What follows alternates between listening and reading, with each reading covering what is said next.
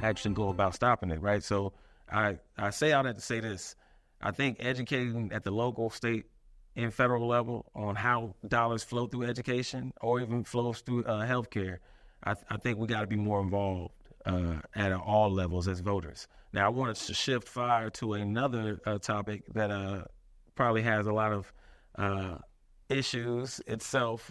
So I wanted to get into criminal justice reform. Currently, you have a number of states that have voted to legalize, or I don't want to say, yeah. So they've legalized marijuana to the point that you can utilize it recreationally within the state, right? So you have a number of states who have legalized it to a point where you can utilize it for medical purposes. But you have a good number, around 30, I believe, that have crossed over and said, yes, our state, the citizens within the state can utilize it recreationally. Georgia's not one of those. My question to you is, how do y'all feel about that? How do y'all feel about the nation? And then how do y'all feel about Georgia?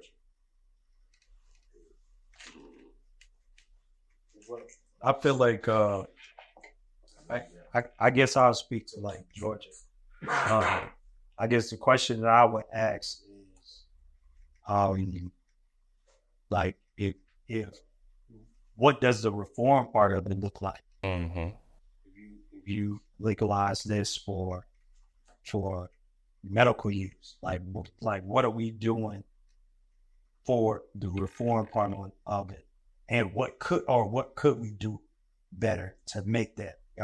Also, I guess I feel like this. I feel like Georgia, like by Georgia not being a part of it, there has to be a correlation between the people that's in prison or jail for marijuana. Yeah. You know what I'm saying? Like, it's like now if we make this legal, then we have to recant or we have to go back and make an adjustment in the reform process.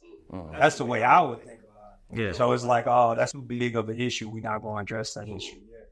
Meanwhile, Pookie rotting in prison for marijuana charge that he got somewhere else. You know what I'm saying? Yeah. Like, I don't think it's right, but I mean, there's a lot of things that we face today that's just not right. You know, I don't know. You know, it's just go back to what I was saying about, you know, Republican things. Like it's hard bitching about the voting. I think we really need to measure blacks fatigue in the voter registration or voting. You know, at a reasonable price, because I think a lot of us are burnt out with these empty promises. You know, to push hard to get someone in office on all levels, state, federal, city. Like we vote hard or we fight hard to get these people in position, and then they get in position, I mean, they're forgotten about. You know what I'm saying? Like, I remember I had a conversation with someone, I ain't gonna point about in particular, and I was like, all right, what you plan on doing for this area? Yeah. You know, because as you stated earlier, like this is the area that's unkept. Wow. Right. And as the citizens come in and we talk about different things in my store, they're like, oh, well, Hepzibah has a sewer issue. You know, not to change the subject, but it's like, something dealing with our sewer. And I'm like, this issue been going on 15, 20 years. Like we just got to widen Windsor Spring to 88. You know what I'm saying? Like, what do we need to do in order to get to a place where we're attractive enough for all the influx that's coming into the city to be, you know, like a competing, you know, body. Yeah. From somebody like Columbia County, things like that. And a lot of times we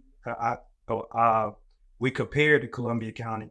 Another thing I looked up, this was years ago, I was looking at the transportation system, and I didn't understand why, like, one, a lot of these people moved out into Richmond County or into the Hepzibah area, and then there's no transportation system to support them, right? And I just didn't really understand that. And when I did the research, it was like, oh, that's because people don't support or they'll put out a survey that a lot of the citizens don't know about.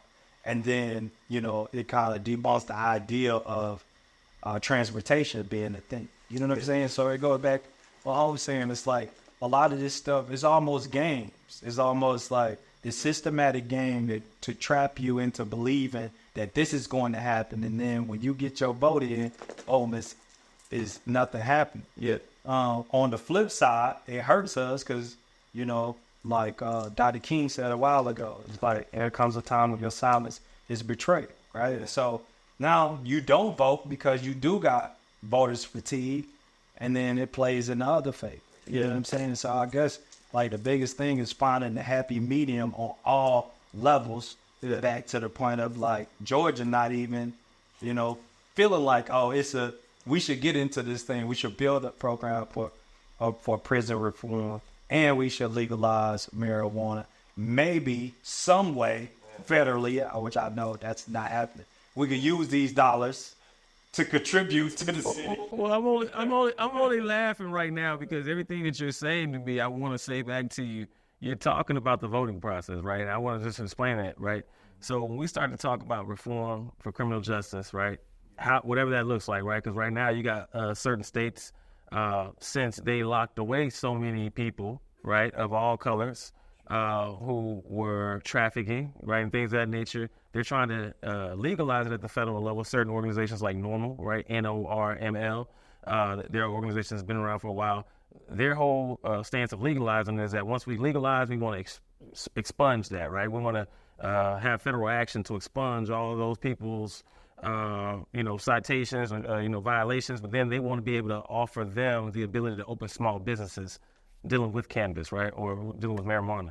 So that was one state that tried to do that, but you have other states that are trying to do other things, right, to, place some reform on it. For me, it's what the people want, right? And that's why I want to go back to this. When you start to talk about the Columbia County versus the Richmond County, why it looks a certain way, why this is and why that isn't, you talk about the voter fatigue, it's because we ain't together here in this area like other places, right? Because you can go other places, the people actually turn out and say what they want, right?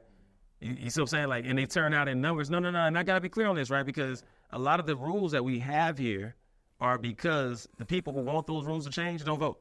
So the people who vote here are okay with Richmond County and the rules, right? Like, so when you go to other places and go to other states and you be like, man, we can't drink on Sunday, right? That's a voter issue, right? You go drink in California and all those other states, the people of Georgia, right? The majority, right? Because that's democracy. So when we sit in these rooms and we're like, man, I don't know why we can't get this change in Georgia. We are the problem. We the people, right? Because if we had a big enough group that outnumbered the other people, no matter what that issue is, if you want marijuana legalized, that just means you need more people to vote, right, for that. It's just in Georgia, you have to understand the majority don't want that. The majority don't want alcohol on Sundays in certain areas, right? But you're starting to see a slow change, right, in different counties. You saw Atlanta change, right, all those things in Atlanta. So now everybody goes to Atlanta for those rights. And then they come back to their county and they're like, oh, okay, well, we vacationed in Atlanta. We're going to go back to our county under those different restrictions, right? So you're playing the local and state game right there from the voting level, right? Because you can change the county. Right now, Richmond County can change overnight. If Richmond County people stood up and said, we want to change this one particular thing, vote for it. Yeah, it's that change comes with people unifying though, and the education. Right? Like, so, like I just attended junior achievement. They got a new facility in Columbia County, right? Where they teach the kids workforce roles and the importance of voting, right? So voting on a local level is where it really starts at, right? Once you get, and then I like what he was talking about as far as, like a lot of voting to me is voting based on what you look like and popularity. Right?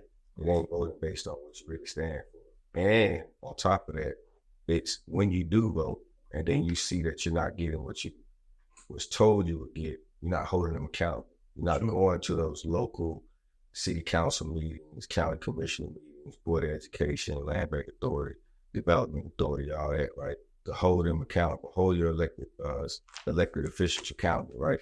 And then make your elected officials expose who it is that's not, because that councilman, right? That one person that represents your district right? They might really be trying to do what they say they're doing, right? Or what they stood for, what they was running for, right? They campaigning, right? But then they get on that council, that seat amongst their peers. Now they're oppositions, like they're still voting, right? So now this other district might vote against what they're saying they want to do, right? So you got to make them expose who don't stand for what we're trying to accomplish as a unit, you know what I'm saying? As a community, as a city, right? But we're not holding them accountable. We go to the polls, we vote, and then we just stop there. And that's it. Like criminal justice reform, I think the biggest thing with decriminalizing marijuana is like, they think that people will ask for reparations, right? You should want to give them reparations. A lot of these, you know, they thrive off of that. The cities thrive off of that, right? The local municipalities thrive off of locking people up, whether it's no matter the color. They don't care about color when it comes to marijuana. They care about money.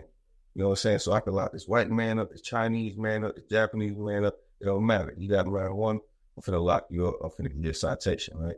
Because I'm finna make some money off of it. You know, in jail, doing free labor. You're gonna come out, we're on probation. That's a big thing, right? In Georgia, they give you 5 to 8 years for a little marijuana charge. Other states across the nation, it's like 1 year. So they give me 5 to 8 years. What you doing for 5 to 8 years? You can't do that. Yeah. You're paying money to that probation officer for that long for a marijuana charge.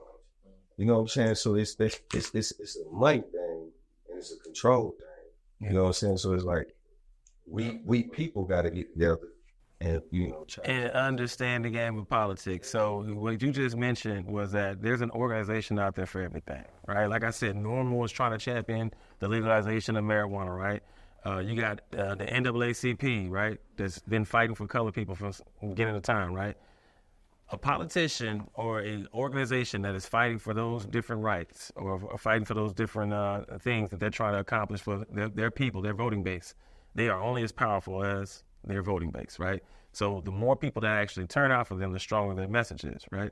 That's just how politics rolls. So if you're behind somebody and you realize that they can't get something changed, you got to realize that they don't have enough votes, right? Because the only time anything around here moves is if you have enough votes, right? So if we wanted to change the education system, first you got to get enough votes to change the education system. You ain't going to change it with the majority of people, especially the ones that's getting paid, like the way it is, right? Same thing when it comes to healthcare. And this is why we have our argument about business owners versus employees. If business owners don't want to change it, guess what? Employees are going to continue to get paid, right? So at all times, there's two sides in the equation, but it's the voting that can change the whole equation. Because if there's enough people who feel as if it needs to be changed, that's why you have unions, right? You have those union representatives, right? I'm trying to be your representative at the federal level. Person that goes into a room and argues and says, hey, you ain't doing right by me and my people. They deserve more, right? And that person's voice is only going to be heard in that room if they got a bunch of people standing behind them. That's just how politics works. Yeah. Oh, you said we got 5 minutes. So I want to ask this question, and then we're just going to go around and get some thoughts. It's going to be a very...